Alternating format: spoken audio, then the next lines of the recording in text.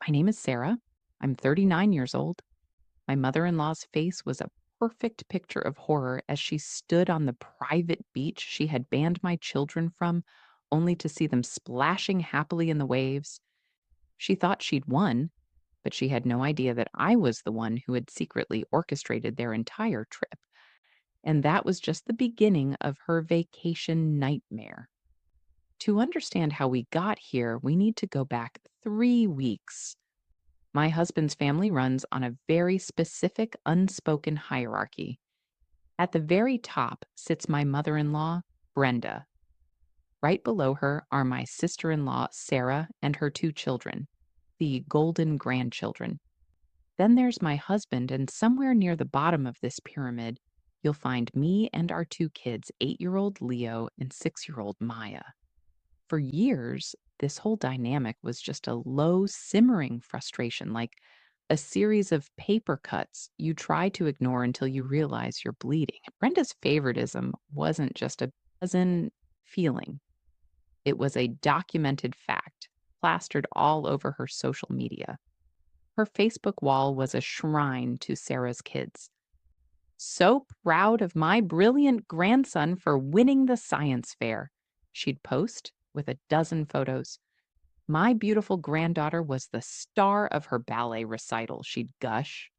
My kids, they might as well have been invisible. When Leo won his school's spelling bee, I tagged Brenda in a post. She never even acknowledged it. When Maya scored 3 goals in her soccer game, we sent a video to the family chat. Brenda's response, hours later, was a single thumbs up emoji, followed immediately by a question for Sarah about her daughter's piano lesson. It wasn't just the lack of praise, it was the labels she stuck on them in private. In Brenda's world, Sarah's children were spirited and confident. My children, on the other hand, were assigned much less flattering descriptions. Leo, who is thoughtful and cautious, was labeled too sensitive. Maya, a bundle of pure energy and curiosity, was dismissed as disobedient and a handful.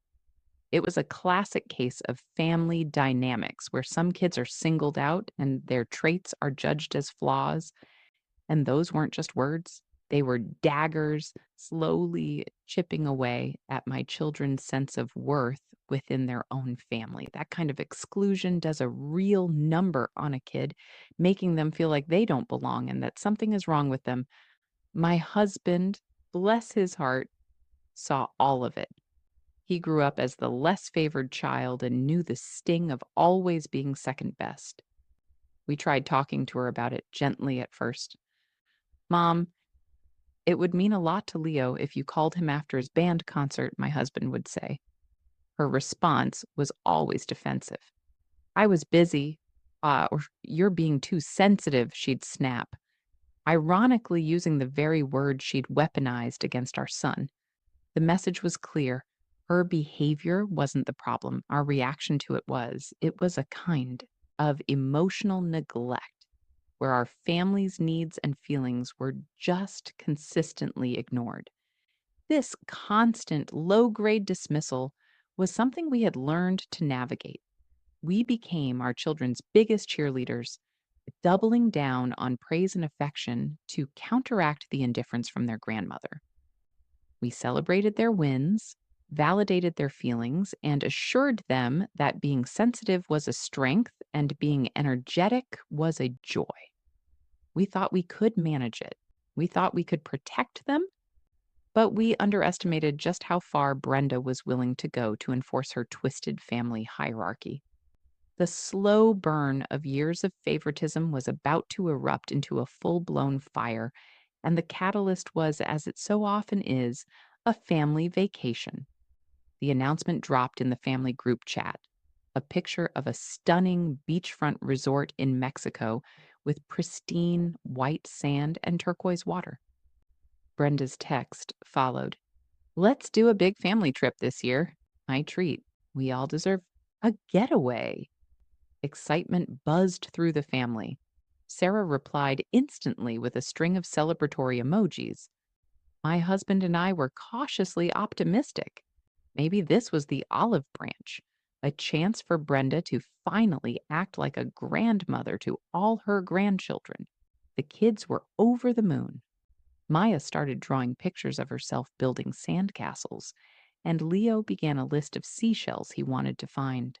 Their innocent joy was a sharp, painful contrast to what was coming. A week later, Brenda called my husband to finalize the details. I was in the room and put the phone on speaker. "I've booked 3 rooms," she said cheerfully. "One for me and Dad, one for Sarah and her husband, and one for their kids." Silence. My husband and I exchanged a look of pure disbelief. "Mom," he said slowly, his voice tight, "you said 3 rooms? What about us?" And then came the pathetic excuse.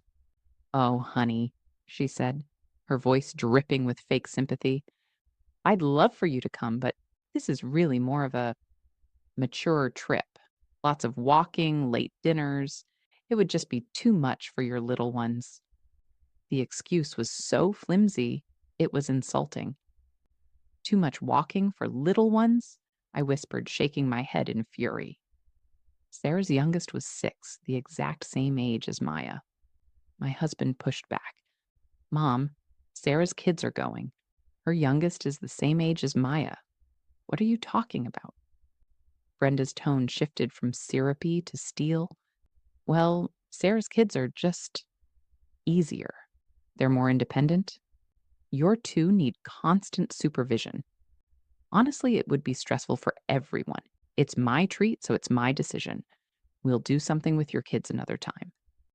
And with that, the hammer fell. This wasn't a logistics issue. It was a deliberate act of exclusion.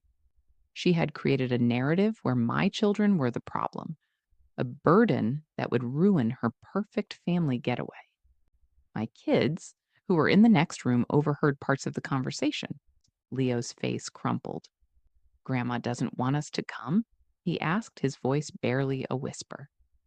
Maya just stared, her sandcastle drawings forgotten on the floor. Seeing their hurt is a feeling I will never forget. Being excluded like that can feel like a physical punch to the gut, and in that moment, I could see their emotional wounds forming in real time. My husband ended the call, his face grim. "I can't believe her," he said. He was furious, but also deeply hurt by his own mother's cruelty. The message was loud and clear. You are part of this family, but your children are not. They are second-class citizens, unworthy of the same love and experiences as their cousins. This was the final straw. For years, we had tolerated the subtle jabs and casual neglect, but this was a declaration of war on my children's happiness. If you think this kind of blatant favoritism is unacceptable, hit that subscribe button because you will not want to miss what I did next. What would you have done in this situation? Let me know in the comments below. For about 24 hours, I was just consumed by a hot, blinding rage. I fantasized about sending Brenda a long, blistering text listing every single one of her offenses. I pictured crashing her precious vacation and screaming at her in the middle of the resort lobby. My husband was ready to cut her off completely, but as the initial fury died down, a different kind of energy took its place. It was cold, clear, and calculating.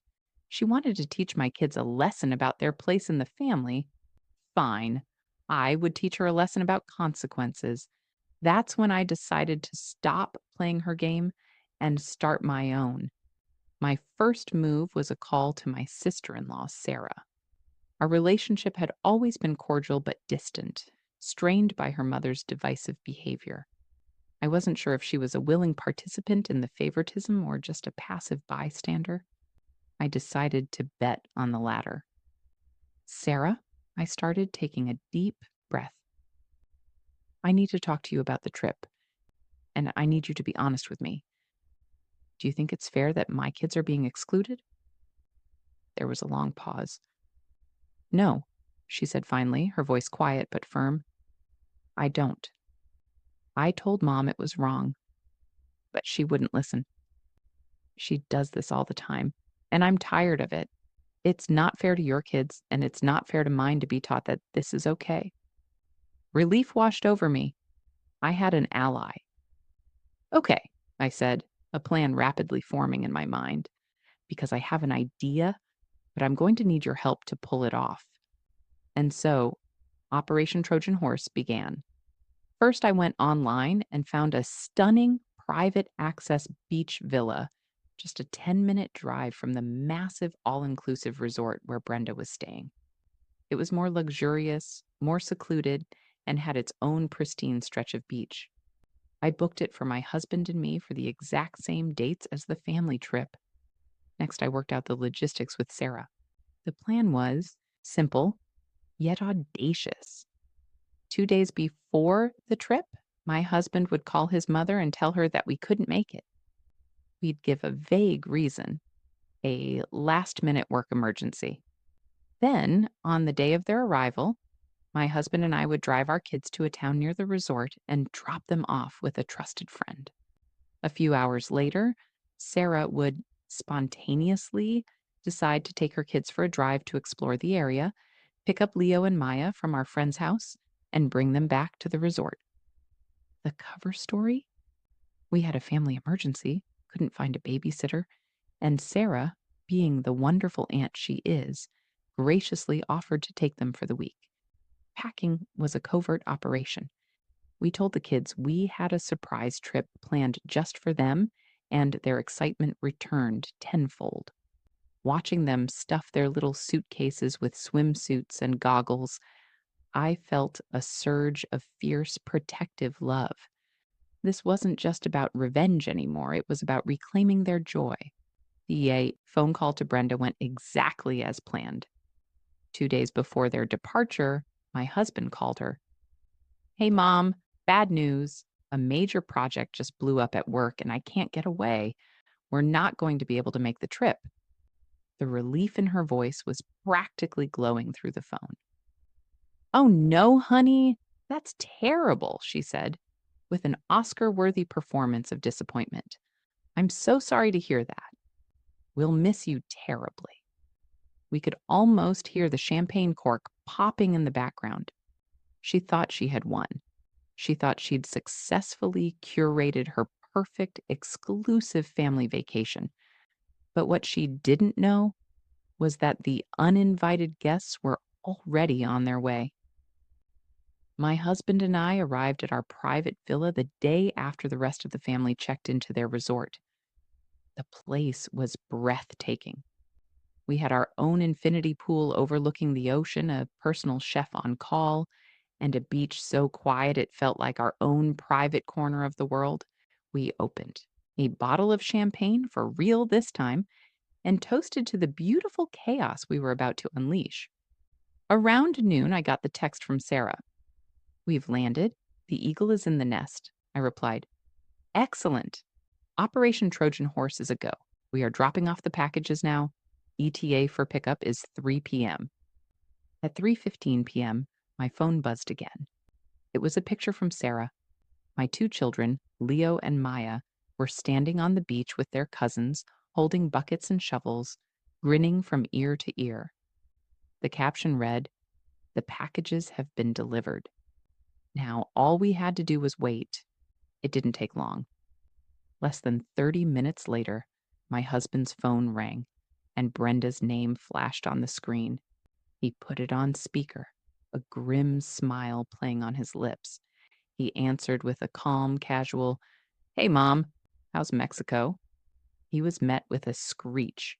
It wasn't a human voice. It was the sound of pure, undiluted rage. "What did you do?" she shrieked, her voice cracking. "How could you do this? To me?" My husband feigned confusion. "Do what? What's wrong? Is everyone okay?" "Your children are here," she screamed. "Sarah just showed up with them. You lied to me."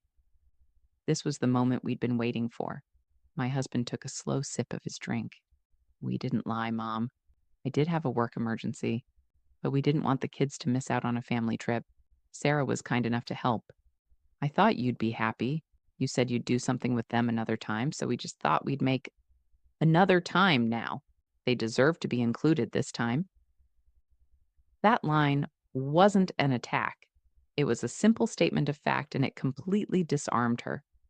She was left sputtering, trying to find a way to argue that the grandchildren she'd excluded for being disobedient didn't deserve to be there, without sounding like the monster she was. Sarah later filled us in on the details. Brenda's face had gone from shock to fury the moment she saw Leo and Maya walking onto the sand. Sarko Nemo immediately started making a scene, accusing Sarah of going behind her back and my husband and me of being manipulative. But her meltdown had the opposite effect of what she intended. The rest of the family, her husband, Sarah's husband, the other kids, just saw two happy children excited to be on vacation. Brenda's rage, contrasted with their innocence, exposed the ugliness of her favoritism for all to see. The perfect family picture she had tried so hard to create had been shattered, and she only had herself to blame. According to Sarah's texts, the rest of their vacation was excruciatingly awkward. Brenda spent the first 2 days sulking in her room, refusing to come down to the beach or the pool.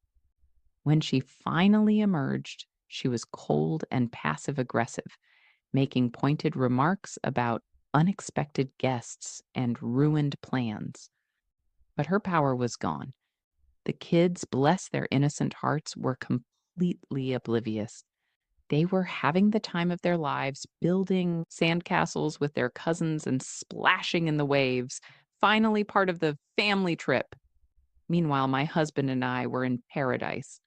We slept in, had long, leisurely breakfasts on our private terrace, went snorkeling, and just enjoyed the peace and quiet. Every evening, we'd get a picture from Sarah of our kids, happy and sun-kissed, and we'd clink our glasses in a silent toast to justice served. We had successfully protected our children from the pain of exclusion while simultaneously enjoying the best vacation of our lives. It was a flawless victory, but the final act of our revenge was yet to come. We made sure to fly home a day before Brenda and the rest of them. The day they were set to return, I planned a large welcome home family dinner at our house.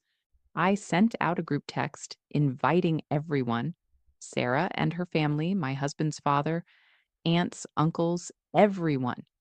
Everyone, that is, except Brenda. The dinner was a huge success. The house was filled with laughter and stories about the trip. The kids excitedly showed off their seashells and new tans. The absence of Brenda's tense, judgmental energy was like a weight lifted from the entire family. Everyone could just breathe. The next evening, the inevitable call came. It was Brenda, and she was crying.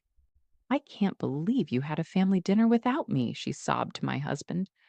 "After I got back from a long trip, you just forgot about me. I feel so left out." My husband let her words hang in the air for a moment.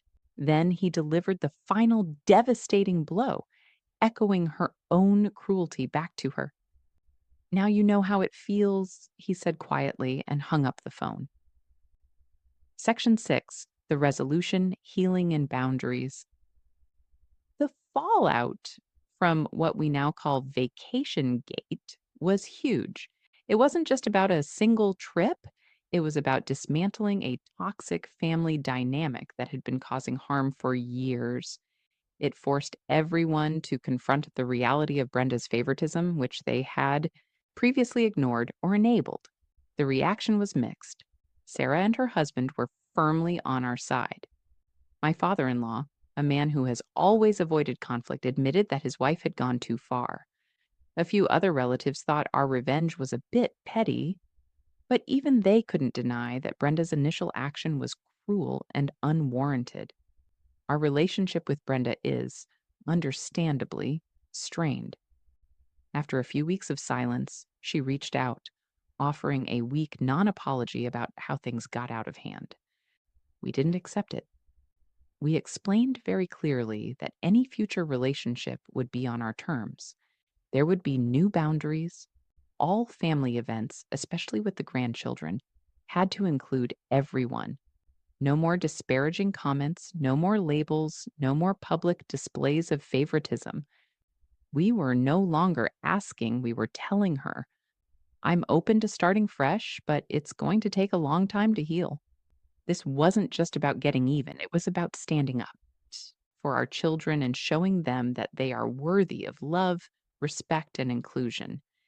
It was about breaking a cycle of emotional neglect. We taught them that no one, not even a grandparent, has the right to make them feel small.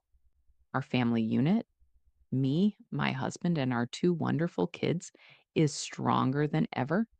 We built our own circle of trust and love, and while the gate is open for others to join, we are now and will forever be its fierce protectors. The peace we found has been worth all the drama. Was I wrong to go this far, or was the lesson necessary? I'd love to hear your thoughts in the comments below. If you enjoy stories about justice being served, make sure to like this video and subscribe for more. Thank you for listening. For